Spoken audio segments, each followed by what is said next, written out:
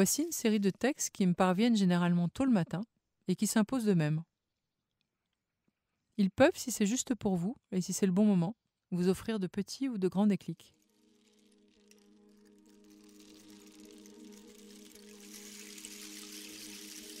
Comment rester centré face aux émotions des autres, notamment la colère?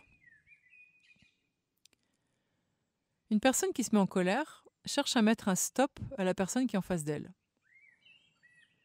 Un stop qu'elle n'a pas pu mettre jusqu'ici dans la douceur. Mais plus profondément, elle est en colère après elle-même, autour de quelque chose qu'elle a pu faire, dire, ou qu'elle n'a pas su dire ou faire. Quand une personne se met en colère en face de vous, vous pouvez voir le monstre symboliquement plutôt que l'enfant blessé. Et vous pouvez être heurté, bien sûr, par cette manifestation de violence verbale. Mais pensez bien que la colère est une émotion écran qui dissimule une autre émotion sous-jacente, la peur ou la tristesse. Et même la tristesse renferme une forme de peur. Et bien sûr, quand on voit la peur sous-jacente, on ne voit plus le monstre, mais l'enfant blessé.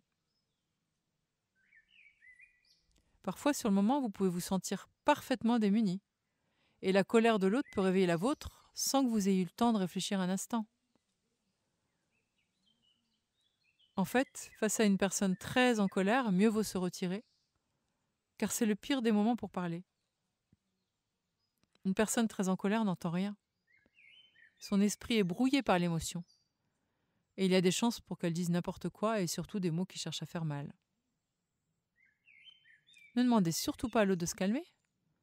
Ça risque fort de produire l'effet inverse. Vous pourriez dire à l'autre: tu sais, je sens que ce que je viens de te dire te met hors de toi. Et je suis désolée d'avoir provoqué ça. Mais moi-même, je me sens heurtée par ta réaction. Et je préfère qu'on se reparle quand nous aurons chacun retrouvé le calme en nous. Mais bien sûr, ça c'est dans un monde idéal. Et pas toujours facile dans la vraie vie. Mais si vous vous mettez en colère à votre tour, c'est l'escalade de colère et d'incompréhension à laquelle il est urgent de mettre un terme. Je prends une image que nous connaissons tous. Une mère dont l'enfant pique une crise de nerfs. Imaginons qu'à ce moment-là, la maman soit tranquille et bien centrée. Alors il y a des chances qu'elle essaie de divertir l'attention de l'enfant, car elle pense que c'est ce qu'elle a de mieux à faire, de l'aider à faire retomber la vague.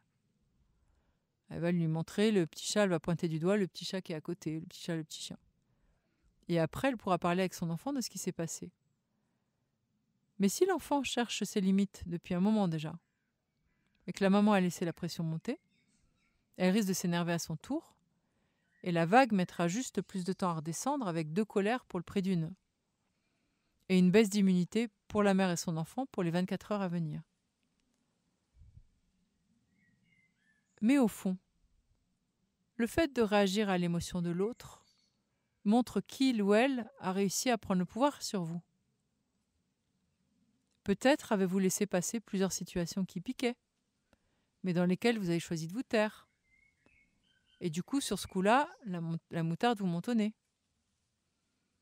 Ou peut-être que vous avez beaucoup de mal à gérer votre propre colère et que cet effet miroir vous dérange. Ou peut-être que ce qui vous est reproché réactive une vieille blessure d'abandon, de rejet, d'injustice, de trahison ou d'humiliation. Ou peut-être un peu des trois. En tout cas, au final, la situation ne parle que de vous. Peu importe qui vous avez en face. Qu'est-ce que vous avez acheté? Qu'est-ce que vous avez validé dans ce que dit l'autre pour vous piquer? Quelle est la faille ou la blessure que cette situation réactive?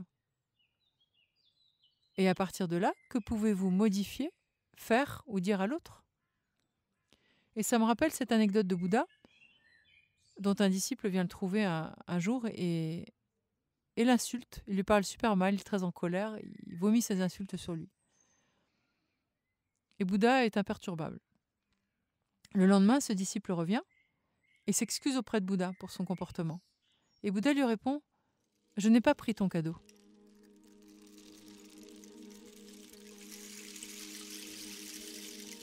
Ces podcasts sont écrits et comptés par moi, Céline Flambard, thérapeute psychocorporel et spirituel.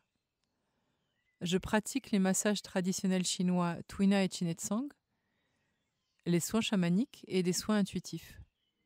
Et je transmets mes connaissances en santé holistique à travers des ateliers et des conférences.